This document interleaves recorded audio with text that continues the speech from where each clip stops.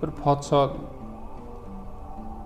oddiy kiyimlar kiyib qani nima ahvolat bo'lyapti ekan deb aylanib yurib dashtga chiqib ketib qolibdi. Endi bir chodirda oldidan o'tib ketsa, bir odam shunday duo qilyapti ekan: ey Allohim, o'zingga shukr, qimirlagan jon borki, rizq seni zimmangda, bugungi mana rizqimni yetkazding deb. Va kim qimirlagan jon borki, rizqi uni zimmasida degan gapga podshoning uncha e'tiqodi yo'q ekanda. Shunday kirdi ichkariga: assalomu alaykum. Va alaykum assalom. Keling mehmon, o'tiring. Ha. O'tirib tanishibdi. Nima ish qilasiz? Ha, shu bir kasbchilik qilaman. Ha, yaxshi. Shundan rizqim kelib turibdi, Xudoga shukr. Keyin podsho aytdiki, agar mabodo deb podsho ertasiga bir qaror chiqarsa, kasbchilikka taqiq qo'yiladi, shug'ullanish mumkin emas desa, nima qilasiz? Xudo podsho rizqimizni yetkazadi. Xo'p dedi, endi yeb ichib duo qilib chiqib ketdi. Ana ertaga ko'raman holing deb borib kechqurun qaror chiqardi. Ertalab jarchi chiqib hammaga jar qilyapti. Bugundan boshlab kasbchilik taqiqlanadi. Kim haligi shug'ullanadigan bo'lsa zindonga tashlanadi. Podsho mazaq o'tdi degan. Bugun kechga boraman, qanday yeydi ekan dedi.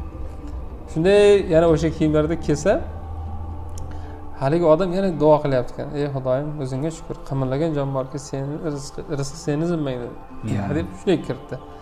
Ya assalomu alaykum. O'tiring, hozir siz avliyo ekansiz dedi. Tinchlikmi desa, shu kecha aytganingiz ertalab dedi, podsho shunaqa qaror chiqarib turibdi-ku dedi. Ha, siz nima qildingiz dedi. Men shart toqqa chiqib ketdim dedi. Daraxtlar kesib, o'tin qilib sotdim. Ha, yaxshi. Mana ikkita tanga ishladim, bittasini ehson qildim, bittasiga mana yeb ichib o'tiribmiz. Voy baraka toping. Keyin endi mabododa ertaga podsho shu o'tinchilikka ham taqiq qo'yib qo'ysa nima qilasiz? Bir gap bo'ladi. Shab bortida o'tinchilik taqiqlanadi. Ertalab jarchi xabar qilgan, bu mazaq kutib o'tir. Ertalab kechqurun boraman, maza qilaman. Kechqurun borsa endi duo qilib taliga kiribdi. Avliyo ota keling, xush kelibsiz. Ha. Nima bo'ldi? Aytganingizdek o'tinchilikka taqiq tushdi. Keyin men darrov narsa olib sotadigan bo'lib, shu kichkina savdo bilan shug'ullanib chaqovchilik qildim. Keyin podsho o'ylabdi, qarasam buni taqiqlasam buni taqiqlasam buni. Mabodo dedi, mabodo.